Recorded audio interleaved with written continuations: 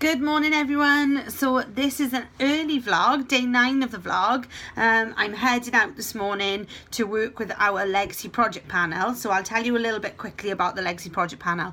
So the Legacy Project Panel is made up of a team of people from 8 people from all different backgrounds from the age of 16 to 60 plus. And what they do is they look at the funding pots that are currently available in the UK, and we take about 4 or 5 of them at a time, and they come up with projects that we can create, and then we apply for the funding in the hope that obviously, you know, we create a project that is so close to the criteria of the organisation we're applying to that we then get granted the award. So we work very differently to most charities because we actually come up with the projects last and we actually find the funding first, which usually it's the other way around. So people come up with a project they want to run, and then they actually end up trying to find funding to match the project, which we find the other way around is more successful, and you can come up with the most amazing projects that change people's lives. Anyway, so that's happening this morning, so I'm off out the door very soon. But I wanted to talk about you. I left yesterday's video saying about what's going to happen in the next decade with technology because of the users that are using it. What do I mean by that? Okay, so I was listening to a debate that was talking about so my generation, and probably the majority of the people watching this video, your generation, we've learned to adapt our lives to the technology that has developed within our lifetime. So for me, when growing up, I mean, I'm 37, I'll be 38 this year. So for me, growing up, technology was when I was 7 or 8, something like that. I had my first computer, which was an Amstrad CPC 464. I think that's probably what it was. Why that number's in my head, I don't know. So it probably is an Amstrad CPC 464. So one of Lord Sugar's very early computer inventions, where we had tapes. If boys and girls who are watching this who don't know what a tape is, you'll need to Google that. A tape from the 1980s. It's like a plastic casing with wheels. Honestly, everybody who knows what a tape is laughing right now at me trying to explain it. But anyway, it was something that you could record onto and then play back.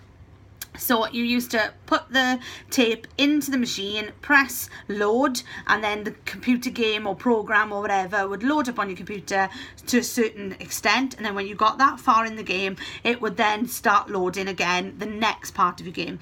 And that was my experience of technology. I didn't have a mobile phone till I was probably 17. I'm going to say my first mobile phone was probably about 17, and it was about this big. And it was a Nokia. I remember it being a Nokia, and it was pay as you go, and it was orange. No, it wasn't orange. It was, oh gosh, what was the one before EE? Pink. Not T-Mobile. It was one before T-Mobile as well. Anyway, it was that network. And oh my gosh, my whole life was revolutionary, but my mum would refuse to ring me on my mobile because it was so expensive. And I always remember that. We used to run out of credit. I first met my husband back in those days, and ringing him on the mobile, talking to him, I'd run out of credit. You know, as you do. So here's the thing. We have learned to adapt our lives to include technology. But my kids' generation, so the teens now that are growing up, have only ever known technology as something that is part of their life.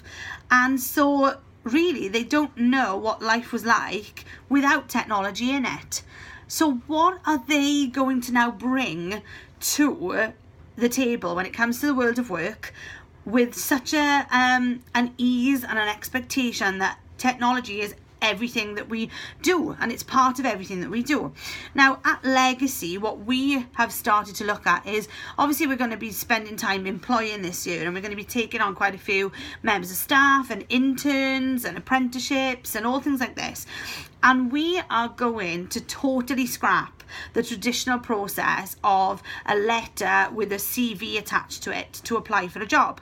And what we're going to ask people to do is to use the format they're most comfortable with. So it might be a letter, it might be that they use one of our predetermined forms, it might be that they do a video application. I know, my gosh, if I had been given the opportunity to produce a video for, you know, lots of different things that I've done, I always jump at it because I feel comfortable on a video. I don't feel nervous about talking to camera. And actually in an interview situation, if I can do a presentation rather than answer a load of quick fire questions, I'm much more comfortable. I'm in my element. Now I'm going to say something really, really controversial, and I'd be interested to see what your views on it are. I don't believe personally that ADHD and autism and Asperger's are disabilities.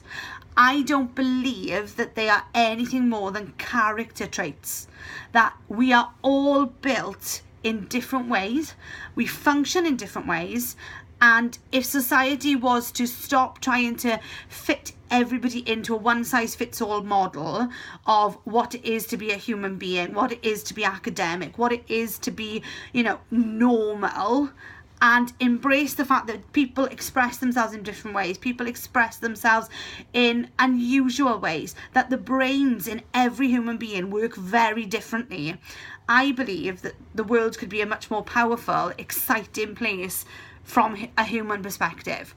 Just my opinion. I'm in no way medically trained to make, you know, a statement on it, but it's just my opinion that, you know, I met an amazing guy that I've interviewed for my Help My Child Is an Academic book.